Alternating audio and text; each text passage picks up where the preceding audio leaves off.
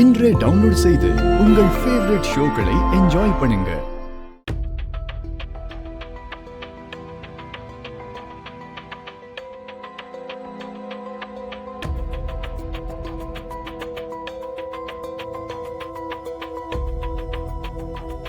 பாரதி, என்கிட்ட இருந்து தப்பிச்சிட்டேன்னு நினைக்காத. என்ன ஆனாலும் சரி, உன்னை நான் விடவே மாட்டேன்.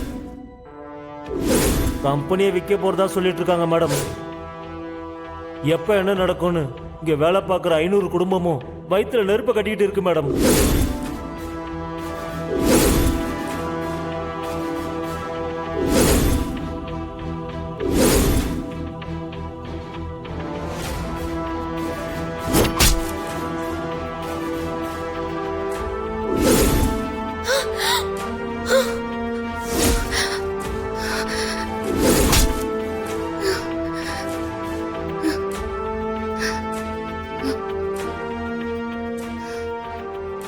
என்ன இது?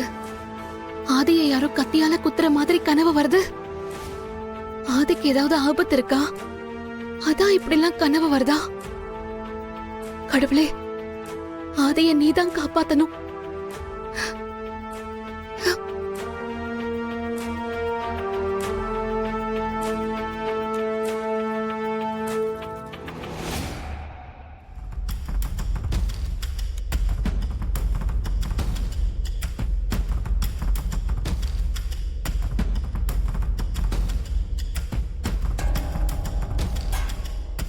கடவுளே, கனவுல வந்த மாதிரியே ஆதிக்கு ஏதாவது ஆபத்து வந்துருமோன்னு எனக்கு ரொம்ப பயமா இருக்கு.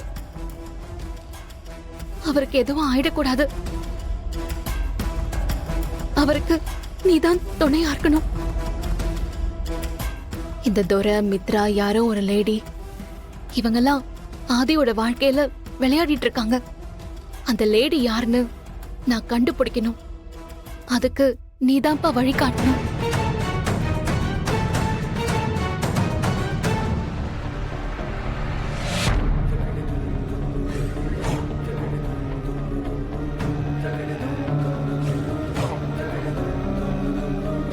நீ சரியான வழியை காட்டுறன்னு நான் நம்புறேன் சாமி. எனக்கு இது போதும்.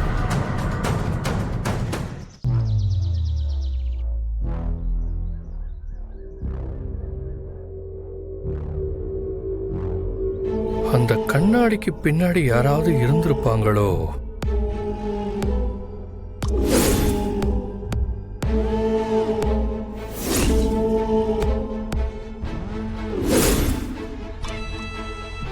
அந்த துரைக்கு வேலையே இல்லை.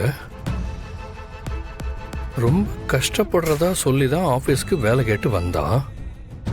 இப்ப என்னடான்னா அவன் அக்கௌண்ட்ல 5 லட்சம் ரூபாய் பணம் டெபாசிட் ஆகுது. இவ்வளோ பெரிய அமௌண்ட்டை யாரும் சும்மா கொடுத்துருக்க மாட்டாங்க. அப்படின்னா கண்டிப்பாக அவனுக்கு பின்னாடி யாரோ இருக்காங்க. அது யாருன்னு கண்டுபிடிக்கணும். முதல்ல ஆஃபீஸ்க்கு போய் அவனுக்கு சேலரி எப்படி கிரெடிட் ஆகுதுன்னு தெரிஞ்சுக்கணும்.